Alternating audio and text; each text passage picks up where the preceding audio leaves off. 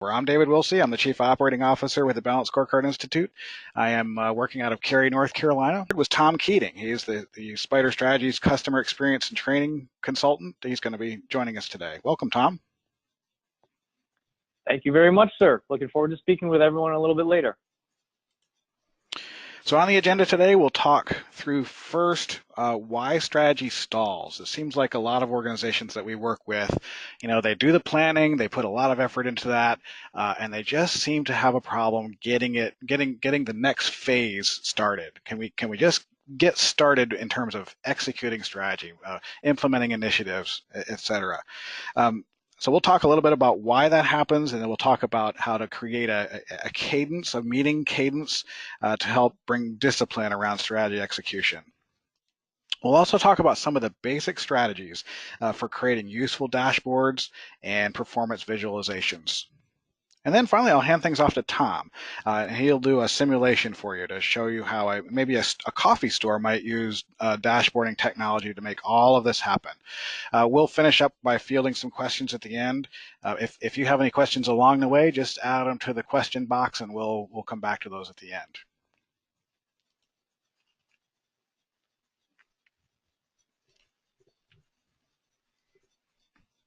All right, so there's tons of books and articles written about why strategy execution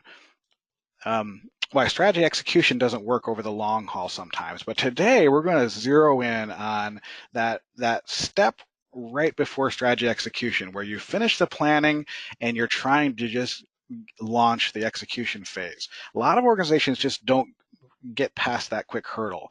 They let the process stall instead of transitioning, from all that planning work they did to making it happen. So we'll see how lots of people in our we see people in our training classes that they create a plan and then nothing happens. So here's some of the reasons why we see that these things happen. These first two are related to each other. Some organizations just don't seem to commit to the effort that happens beyond planning. They don't provide the resources, they don't provide the time, they don't provide the energy. I was actually working with one client, and I visited them after their planning session was over, and they had their plan in place, and the tone was like, "We made it," but they didn't really make it. They just finished the planning effort, and the hard work was really about to begin, and I don't think they quite appreciated that. To making it happen is just as important as the planning effort. Another reason why execution stalls at this point is that they just don't design the strategy very well. We work with some clients that we see them later usually, where they've written a lot of nice vague terms, like they wrote a lot of slogans, they wrote a lot of weasel words, but they don't necessarily define intended results in a meaningful, concrete sense. They don't identify targets. They don't identify actions or initiatives that they can take to reach their goals. So the strategy itself is not executable. Similarly, some people just fail to link strategy and operations. Okay, so they define their strategy. Let's say I own a coffee store. We're going to be talking a lot about coffee today.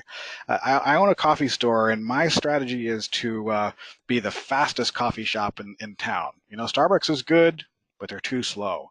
So if that's my strategy, to be fast, I would expect that strategy to be translated into operational improvements around cycle time. And I'm actually tracking how fast my operations are moving. So if you don't translate strategy into operations in a very literal sense, then the process can stall. Another common problem is that organizations are weak in the project management area. Again, I visited one client. We were talking about all the project or performance measures they were tracking, and we were looking over their list of initiatives, and I was asking questions about, where's your charter and the plan? What kind of milestones are you trying to hit? And I could just tell by their reaction that they really didn't have those skills in the organization. They were not managing projects in a meaningful way, in a way that's going to get them to where they want to go.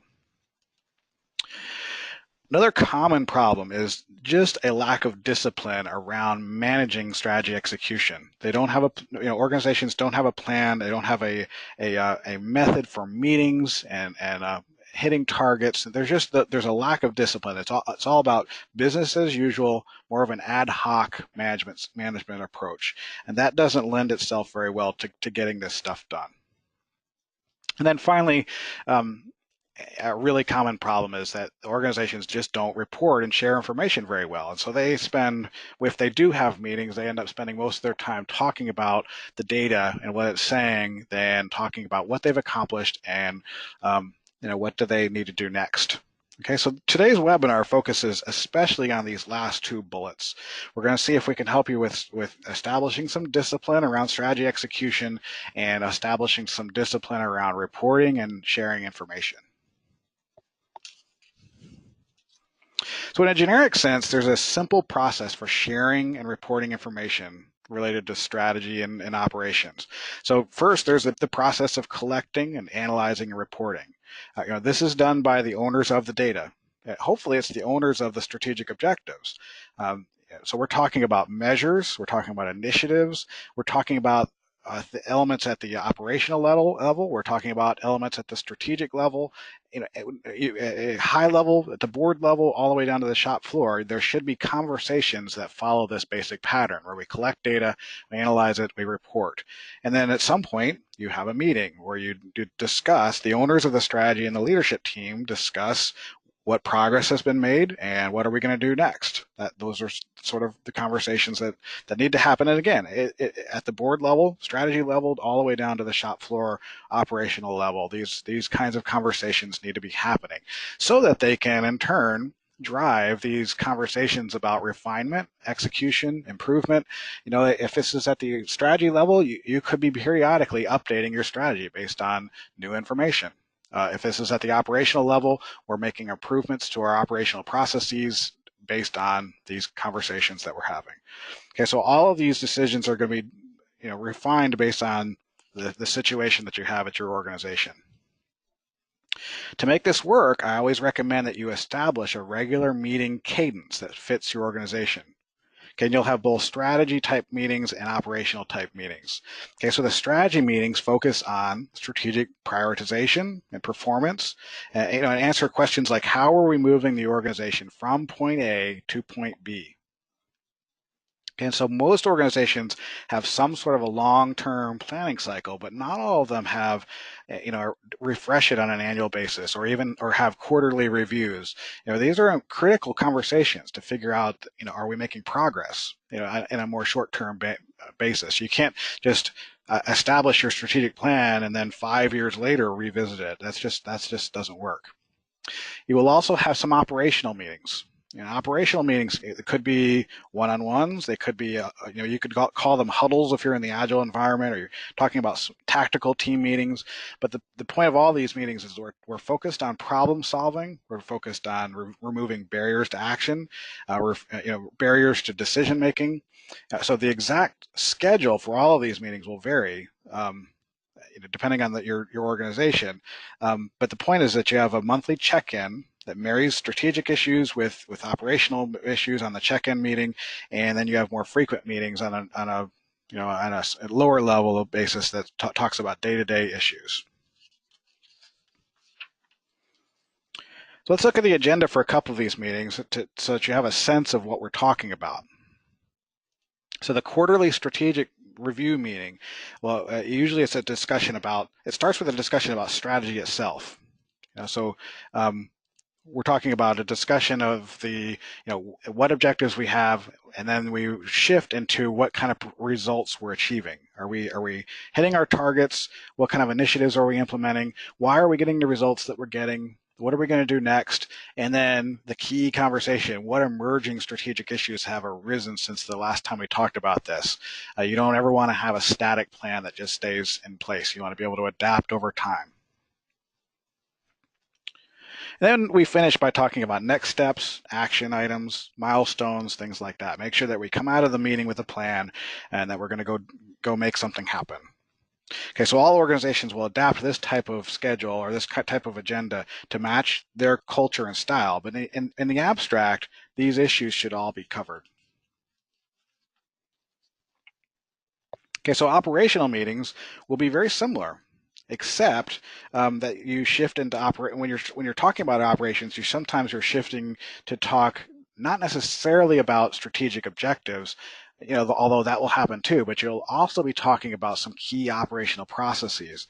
The focus will be specific to the topical area. So if you're manufacturing widgets, you'll be discussing that. If you're in an HR department meeting, you're talking about recruiting and hiring, some of the specific processes that are key to your operations, and so on.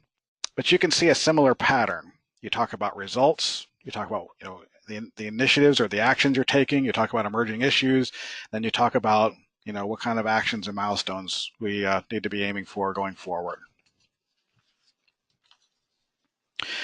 So in all these meetings, we're talking about performance. So before we go any further, we should probably make sure that we're all on the same page as to what we're talking about when we mean by performance measures. So by performance measures or a key performance indicator, we mean the critical indicators of progress towards a desirable outcome. We're talking about something quantifiable, something you can count or trend over time.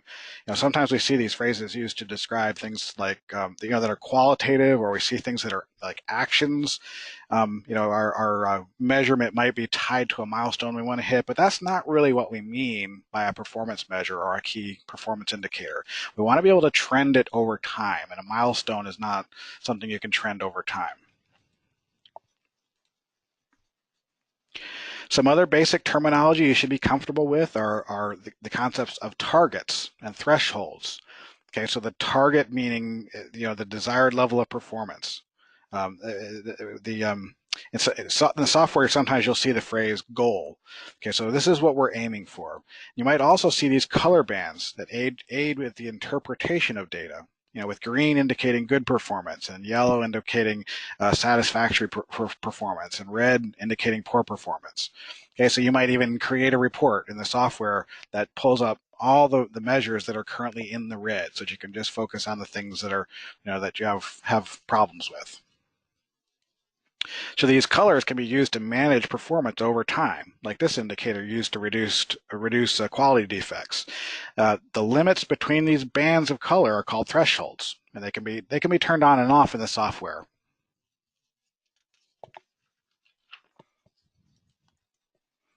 It's also helpful to understand that there's different types of measures that you're using, that you're using on your dashboard, and you might be using them all together. Some of them are more operational in nature, and some are more strategic in nature.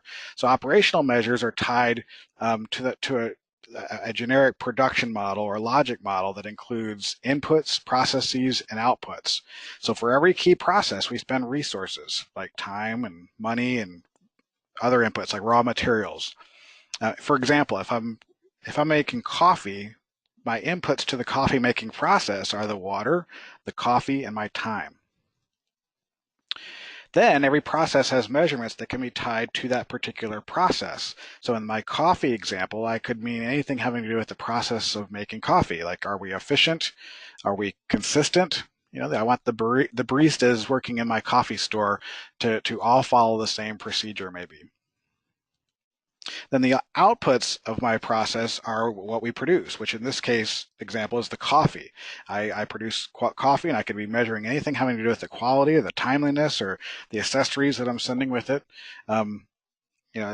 Any of those things could be considered the outputs, and everything on the screen right now could be thought of as the operations of producing coffee.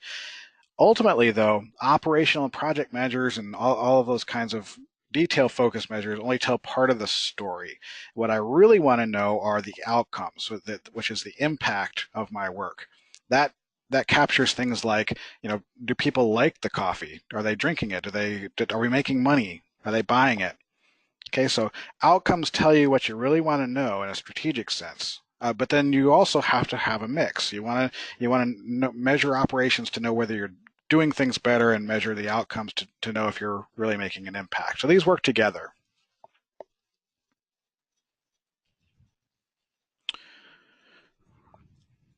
Okay, so those measures can be complemented by more measures that make up a family of them. So let's say my coffee company also has a new branding initiative. I might create a measurement around that initiative. Or if my baristas, I mentioned a minute ago, I want to make sure they're following a process. I might have measures around their skills. Do they have the skills that we need? And finally, there might be a long-term risk indicator that I might have, or maybe a couple that monitor critical risks. Is there anything that's out there on the horizon that I need to be aware of? So a family of measures like this can give you a complete picture of performance and help you understand if you're making progress. Then managing with measures usually means understanding the cause and effect nature of your strategy. You want both leading and lagging indicators so that you can monitor, whether you're both what you're trying to accomplish and manage what you're doing to create those outcomes. Okay, so lagging indicators are the ones that indicate past performance, and they tend to focus on the long-term results we're trying to achieve. And then leading indicators predict future success. So you want to have a balance between those because you want to understand not only are we accomplishing anything, but are we doing the work? So I'll give you an example. Um, these are relative terms, and so I want to look at both what we're doing. The leading indicator, I'm holding smoking cessation programs in order to drive down the percentage of population that smokes as a lagging indicator. That one in itself is a leading indicator for the cancer rates. So managing performance using a dashboard is all about making sure I understand this cause and effect story and I can visualize this story to help my employees understand how our strategy works. All right, so let's talk through now some basic strategies for creating useful dashboards and visualizations. So years ago, I was working with a client that they had some software and they were showing me their dashboard, and I was astounded by the way they had it organized. They had entered all the things that they counted so that they could create the ratios that we had helped them create to use on their scorecard, and they had measures like revenue per employee. Well, the software had this toggle that would switch them back and forth between the strategic view, which is what we wanted them to use, and this employee or the organizational structure view, which was based on really what was being counted. So when most of the employees logged in, they were spending their time looking at the number of employees being counted in HR and the number of dollars counted in finance without really understanding what the strategy was all about or how these things were connected. And that's not what we're aiming for here. First of all, the structure of reports and navigation should always be around strategy. The strategy map, like on the left, should be driven by live data. So when someone selects an objective, they drive in and see the name of the objective at the top, like the picture on the right. It sounds simple, but you'd be surprised at how often a client will show me dozens of charts and graphs without any strategic context whatsoever. Another important concept, and this is a recommendation that is often missed, but you want to make sure that that it's simple to understand how what you're looking at can be interpreted and what kind of comparisons you're making. Okay, I borrowed this example from Stephen Few's website. He's a master at this concept. He has some great books, great online material. He stresses that you should always avoid three-dimensional and other distracting kinds of effects, like this example on the left. You don't need the grid lines, you don't need the colors, all of that. Just the 3D effects, all of that makes it very, very hard to interpret what you're looking at and to understand whatever the author is trying to take away. So he gives two examples of improvements that can be made depending on the story you want to tell. This simple bar chart would be ideal if you want to compare resorts within the years. For instance, the Hawaiian Beach had about double the revenues of either of the other 2 years, for 2 years, but then in '95 the numbers tell a different story. So this story was completely lost in the colored example. There's no way you would get that takeaway. And then this clean line graph would be much more useful if you want to trend performance over time. So simple is better. Clean, easy to interpret. Make sure you know what you want to compare. It's also helpful to understand the strengths of different types of charts, as you want the visualization to match the intended message. We also like to emphasize charts that are easy to see what good means. Simple threshold lines and colors help the reader know that. It's clear from the chart on the left that we want these defects to be reduced and that we want to and that we are in fact making steady progress. The sales pipeline on the right connects the dots visually across various stages of their pipeline management, and it has This is a snapshot in the main part of the screen, and it has a trend on the right, the bar charts on the right. All right, so before I hand things off to Tom, let me just summarize why it is helpful to automate your reporting processes. There's a lot of benefits to focus on here, as automation makes it easier to make all these things happen. It enables discipline, and it makes it easier to organize your thoughts around strategy. Helps you place related items together, related strategic items together. So your strategy map drives your measures, is connected to the related initiatives, etc. It should ultimately enable faster and better decision making because it's based on evidence rather than just gut instinct. And then finally, it's 2018. So if you want your employees to think about something, you really have to give it to them on their phone. It's just the way it works at this point. All right, so now I'm going to hand things off to Tom over at Spider Strategies, who will go through a simulation of everything that I've shown you thus far in the software. First of all, let me see if I can manage the technology.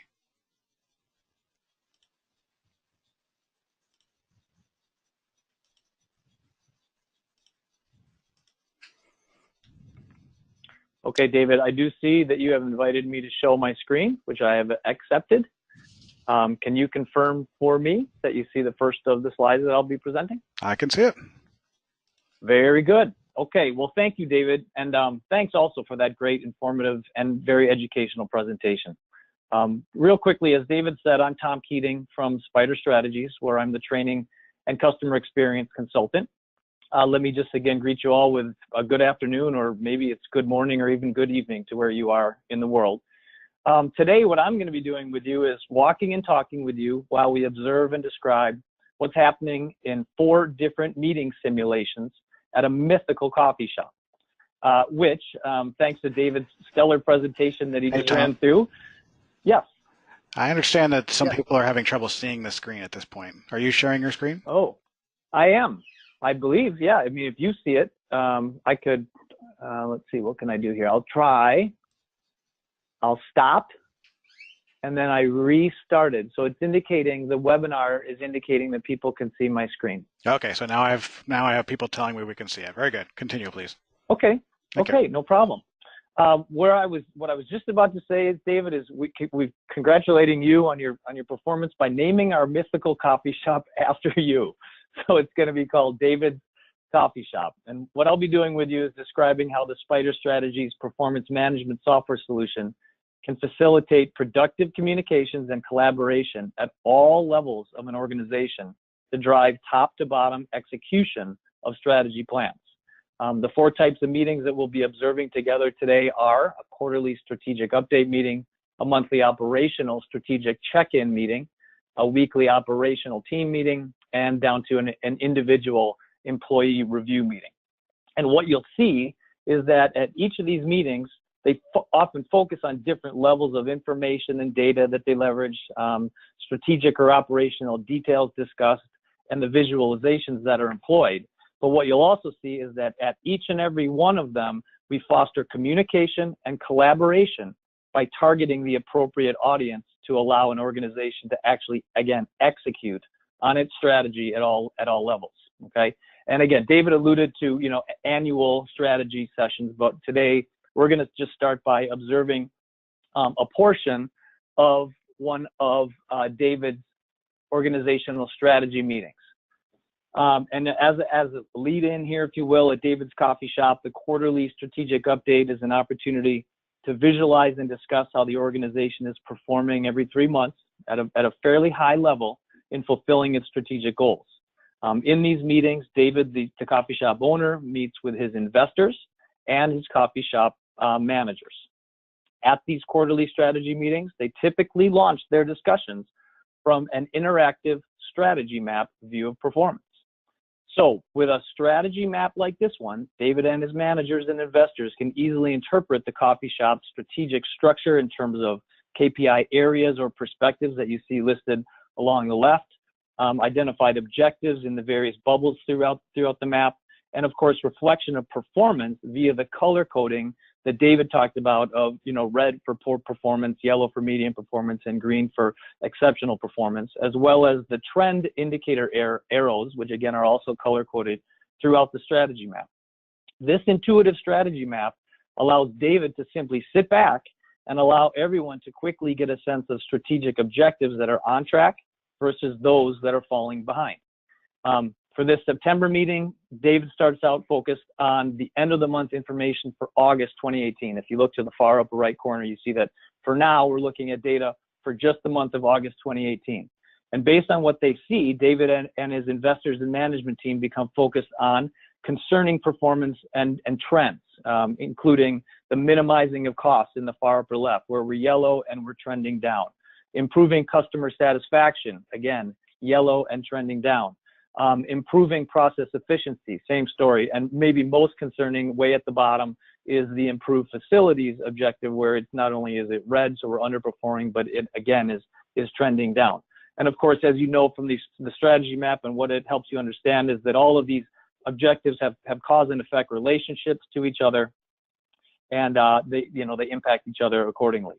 So throughout the full meeting, David and the group will delve into discussions and investigations of those 4 areas of concern. But because David is a very positive team leader, he takes a minute just to focus everyone's attention on the objective to reduce turnover, which you see at the very bottom in the middle in the organizational capacity area.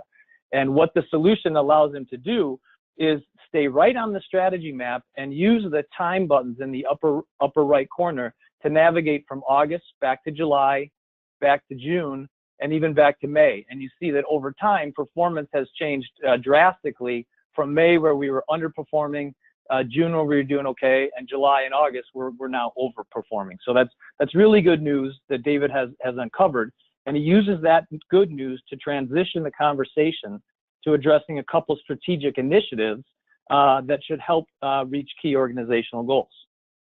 The first is an initiative called Increase Profit Sharing Plan Participation in 2018, which is an initiative that, if you look towards the upper left, was started back in March. And as you can see, in terms of our efforts in this initiative, it's already yielding the desired outcome of reducing employee turnover. It's ahead of schedule, and it's under budget. So we're doing really well with regard to that particular initiative. Next, he moves a little bit deeper into that initiative to provide a quick review of the details and the specific tasks and milestones, and a nice Gantt chart timeline presentation of what has been accomplished in that initiative to increase participation in the profit sharing plan. Next, he reminds everyone of the true end goal of this initiative, which was to reduce employee turnover. And so he presents this very simple graphical overview of reduced turnover, and points out, of course, the market improvement from March, where we were down in the tank, to where we are now in August, up in the green overperforming area, and congratulates everyone for their efforts to that regard.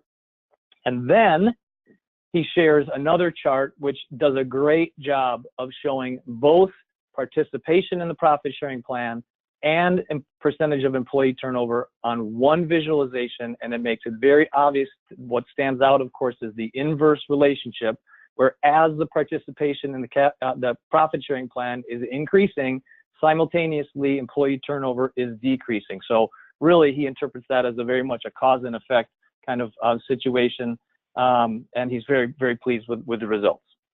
Another new initiative that David would like to discuss and review with both his investors and his managers is around a goal to attract additional outside investment that could enable them to open a second coffee shop potentially in 2019. So David quickly runs through an overview of a new initiative with, again, a specific timeline starting in July, running through the end of the year in December. We've provided a fairly significant budget for this. And again, he just gives a quick overview of this initiative, as well as talking to his investors and managers about what he considers to be really key related items down along the bottom of growing customer volume, improving customer satisfaction, increasing cafe revenue, and increasing profitability. And to give the team a sense of how we have been doing recently in those objectives and in those areas of our business, he's able to share with them a nice graphical overview of all 4 of those key objectives to convey that, generally speaking, they are on the right path to fulfilling the goals of the new initiative to get them where they hope to be to attract additional expansion capital. And when addressing his coffee shop managers, he'll of course ask them to stay focused and energized around continuous improvements at the operational level to drive the performance in these 4 key objective areas. So we'll leave this meeting. So we've investigated a strategic update meeting. Let's move on to another type of meeting. In this case, we'll be looking at within, of course, the same performance management software solution. And in this case, we're looking at a monthly operational strategic check-in simulation, okay? The focus of this meeting is to determine any areas of concern and or areas of success that are having an impact on the coffee shop's ability to achieve both its desired operational outcomes as well as those bigger picture strategic objectives that are ultimately going to help or hinder the profitability, potential expansion, and overall success of the coffee shop organization. In this meeting, the software solution helps David and his managers look at operational performance with the benefit of a strategic lens. Okay, so let's get the meeting started. And this meeting starts off with an operational overview dashboard that should look very familiar to you from our real David's presentation just a few minutes ago. And just like the strategy map that guides the discussion in the quarterly strategic update meetings, this KPI family dashboard allows David and his coffee shop managers to easily focus on operational KPI areas where performance is either meeting, exceeding, or underperforming on their goals. And based on the easy to interpret red, yellow, and green color coding at the bottom of the various KPI areas, David and his managers see that some areas where they may have operational issues to resolve are within the inputs and also the processes that both are going to ultimately impact the strategic outcome they desire, like customer satisfaction and, of course, their ability to in turn grow revenue. They can also see from this dashboard view that their profit-sharing program project down in the lower left is doing very well. David's next step then is to dive deeper into the details behind the coffee shop's performance to see where any issues may exist that need attention. Since he and his managers all know the importance of keeping costs under control, David and his management team first take a look at the various costs that impact their business. The cost dashboard immediately highlights a disturbing trend regarding custodial service costs. These costs are on a sharp upward climb, which will require immediate mitigating action to be discussed and executed by David and his coffee shop managers. Next, David and his managers turn their attention to the all-important area of customer satisfaction and the key performance indicators that give them an understanding of their customers' satisfaction levels, which include, of course, in-store comment card ratings, Yelp ratings, and Facebook likes and mentions. This dashboard highlights an area of concern with regard to the in-store comment card ratings that the customers are providing back to the coffee shop. With this Spider software solution, David can easily ad hoc drill down at any time to see more detailed overview tabular details or commentary information about any of the KPIs presented here on a dashboard like this. So David decides right here and now to drill down on the in-store comment card ratings right from the dashboard, and he gets a historical trend graph, an overview of performance, of course, in the month of August 2018. And also down along the bottom, there's an opportunity to view some notes. And it appears that both of David's managers have done as he asked them to do and taken some time to review the comment cards submitted during their shifts. And if we open both of these comments in turn, we see that the first manager, Barb Jones, has summarized looked at all of her comment cards and has determined that the biggest problem on her shifts is the amount of time it takes to complete certain processes. For example, the creation of cafe mocha drinks. If we take a look at the other comment provided here, we see that our other manager, Kevin, has determined that during his shift in the PM and into the evening shift, the primary reason for recent low ratings is the poor cleanliness of the store. So after reviewing details about the customer satisfaction, we can again return back to the overall dashboard. And then from here, based on what we learned from the customer satisfaction dashboard, we want to make sure that we address two primary things. That David addresses two primary things going forward, which is to focus some of their attention on improving processes per the comments that Barb submitted or found, and also secondly, to make this coffee shop a cleaner store, according to the comments that Kevin summarized. Okay, with that insightful information about improving processes in hand, David next wants to investigate and address processes specifically in the coffee shop. He opens the process dashboard that gives him the opportunity to go a little deeper with his managers to understand the specific processes where change is really needed. This allows the managers to focus their precious time and their team resources on issues that will have the greatest impact to performance, that in turn will impact both operational and strategic results.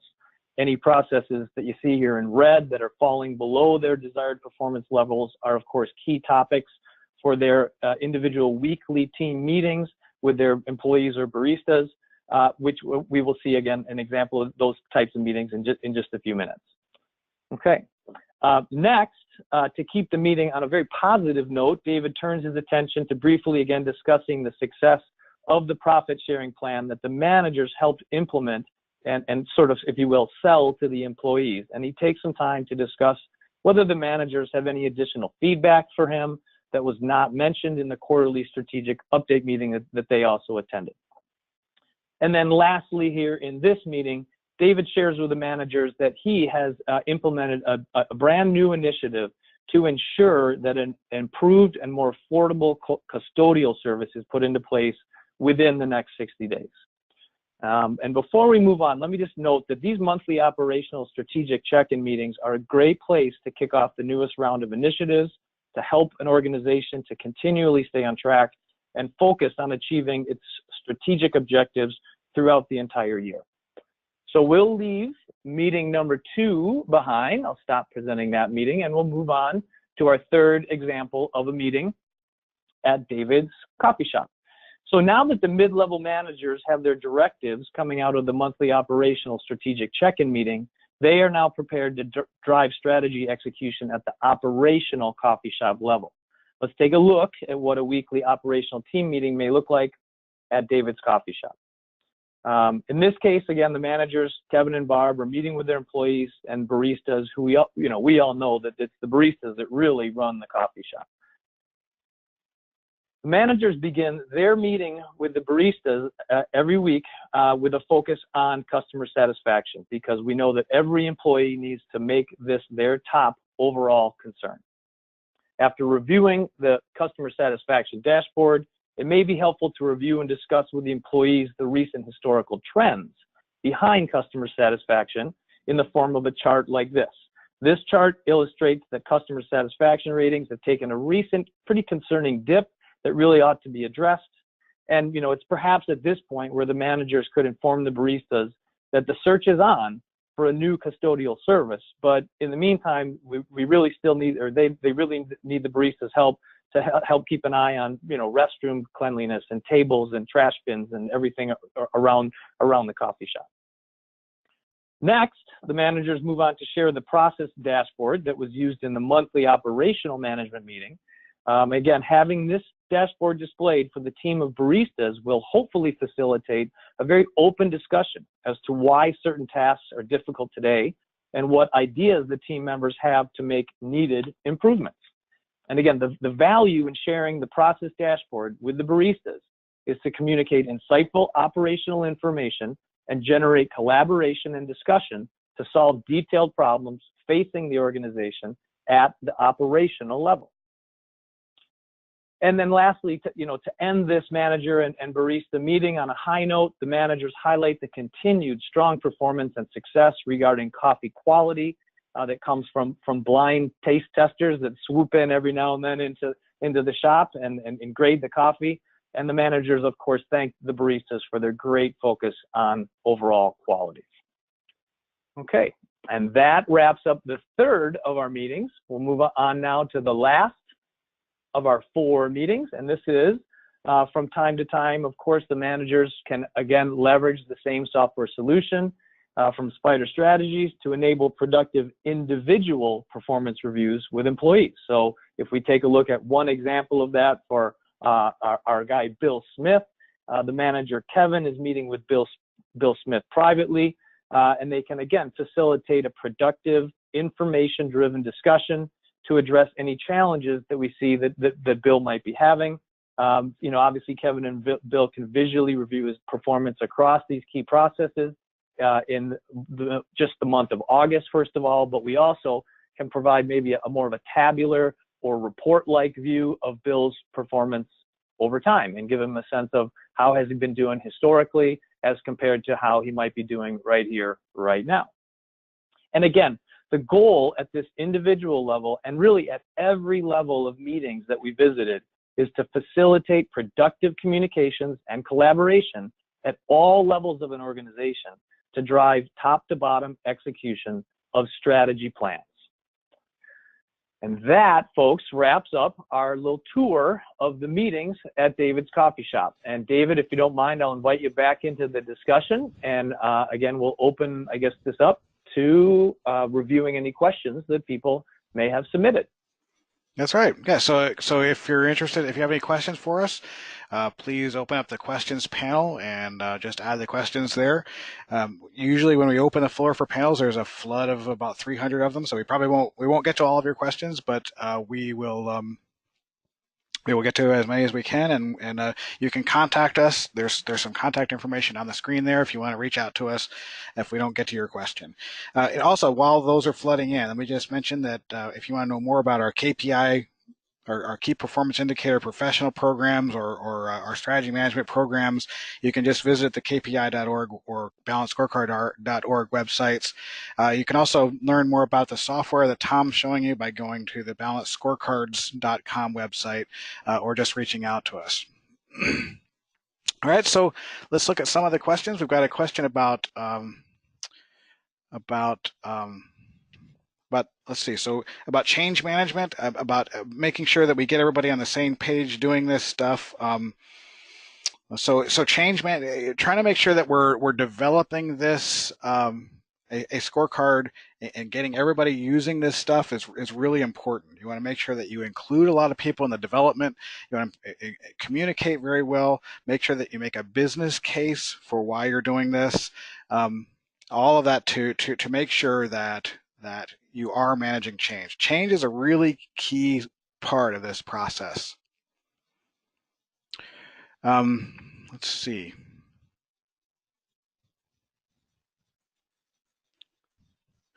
Tom, can you explain the method for normalizing the different metrics to be on the same scale of 1 to 10, please? Sure. That's one of the key elements of our solution, of our spider strategy solution, is this concept of taking virtually any type of measure and getting it on a normalized scale of 0 to 10. And basically what you do when you set up your system, you define what measures or KPIs you want to track. Again, as David, as you said earlier, they definitely need to be, quantifiable, measurable, and you provide your own thresholds. And we have actually 11 different scoring types that you can apply to any particular measure. The most common one is called goal and red flag, and it basically takes 0 to 10 and it divides it into thirds. So 0 to 3.333 is red, 3.3 to 6.6 is yellow, and 6.6 up to 10 is green. And you get the opportunity to define which actual values tie to those, goal or red flag thresholds.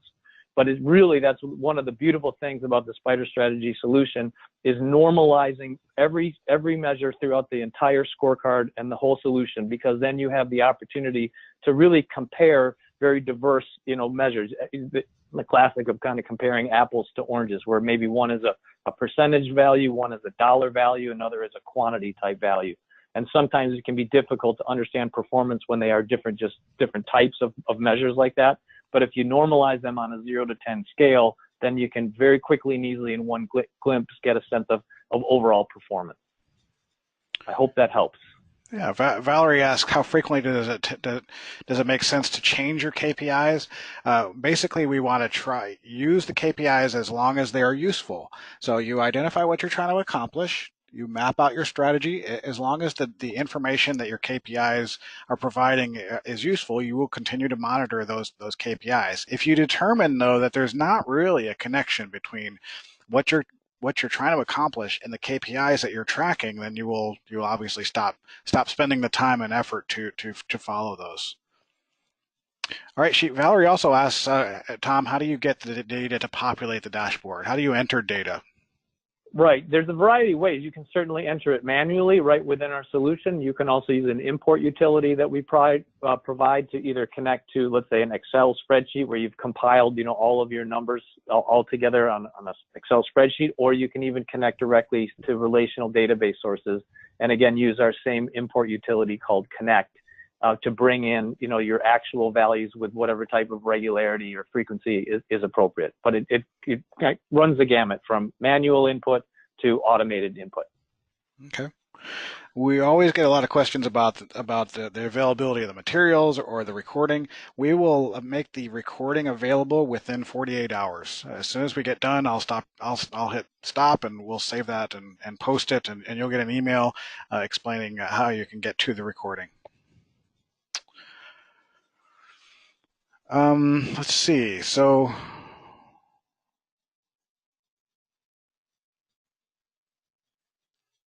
what correlation can we draw from using dashboards and scorecards for data visualization? So Tom, you can use various charts to visualize correlation. Is that correct? Yes. Yes. So you're talking about a line graph that with both of them on the same chart, or you could, is there more that you could do with that? Well, we provide a wide variety of chart types, and it's hard often for us to dictate what type of chart is most appropriate to display, to visually display the data that someone really wants to portray or understand. Right. All I can really tell you is that our not to push our software, but it comes loaded with lots of different chart types, which should be able to suffice for your visualization requirements and needs. Mm-hmm. Okay, so just to again, the coloring. Yeah, go ahead. The coloring is, it's all the way throughout the product, anywhere from a quick overview on something like a strategy map, or even a quick glimpse of a scorecard, all the way down to, I showed you quickly a report at the very end of my presentation for Bill Smith's performance. You hopefully noticed that was color coded. So the color coding, it really persists throughout the, all of the deliverables, if you will, from our Spider Strategy solution. Mm-hmm. All right, good. So Scott asks, how do you move management from non-numeric strategies to performance-focused measurable metrics? I mean, that really is a change management question. It's almost a culture shift, right? I mean, it's critical to this process that you can convince your management team that they need to stop making decisions based on their gut instinct, and that they need to use evidence to drive their decision making. Luckily, most people are used to using, we use measurements everywhere, right? When we play sports, we use measurements. Nobody would think about trying to lose weight without measuring how much we weigh, and measuring how many, I mean, maybe not everybody uses calorie counts and things like that. But the point is that anybody who wants to get better at something needs to use measurements to help drive that. So usually it's a pretty intuitive argument for folks. What they will wrestle with is the time commitment. They think, oh gosh, I have all these busy employees, and how can I have them spend all this time creating charts? But what you have to do is, I would recommend making the case for it, and then doing a pilot and proving the value of it. I've seen many executives, when you show them one really good, well-designed chart, a very well-designed strategy, well-designed intended results, well-designed objectives, and then you chart it out well, and you say, we implemented these initiatives and it drove this result. Here's my report. When you show them that, a lot of times they'll say, wow, why don't we do that over here on this other topic? And pretty soon you're replicating that in other areas.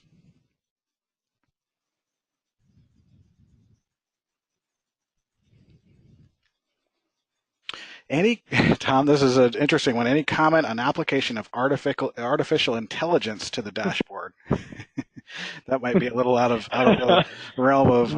That's a little out of my realm. My comment would be, it sounds cool. Yes. The question would be, how do you get quantifiable information? Because our solution really is looking for quantifiable data and measurements and information. And the question is, how do you make it something that's palpable, if you will, to a solution like our dashboarding and scorecarding solution? All right. Well, very good. I think we're just about out of time. Maybe we'll have time for one more, and then we will call it a day.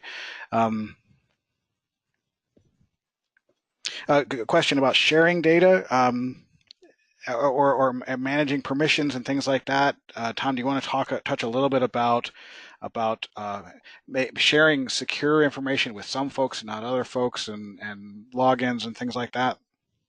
Oh, sure. Yeah. I mean, user security within our solutions, it's really beautifully straightforward and simple, but also powerful. It really is based around users, which are members of groups or roles, and then the groups and roles are provided with access permissions and privileges and visibility appropriately. So effectively, you get all your data in, you decide who should be seeing what, you create the appropriate groups and roles to kind of lock them down, and then you assign users to the appropriate groups and or roles. And that obviously permissions and capabilities trickle down to the user. So it's wonderfully simple and effective. Yeah, very good. And you can definitely limit who sees what, unquestionably. You have the administrator of the solution has total control over who's able to see what. Some people should see absolutely everything. Maybe you have a situation where people in the finance office, only they should be able to see anything financial. Salespeople only should be able to see sales information, something fairly generic like that. Very easy to set up in our solution. All right, very good, very good. All right, we have other comments about the hurricane. Bridget says that she's just now getting over Hurricane Harvey over in Houston. Thank you for the comments. Thank you all for attending. Thank you for your interest in our programs. Again, if you are interested in our certification programs, you want to know more about this stuff, go to kpi.org or balancescorecard.org. If you're interested in the software, just visit balancescorecards.com. Again, we will have the recording available within 48 hours. Otherwise, let us know if we didn't get to your question. We saw questions about XMR charts and lots of very details. Just let me know and send me an email, and I'd be happy to set up a call with somebody. Otherwise, everybody have a good day. Same for me. Thank you very much, David. All right. Thank you, Tom. All right. Bye. Bye, everybody. Thank you.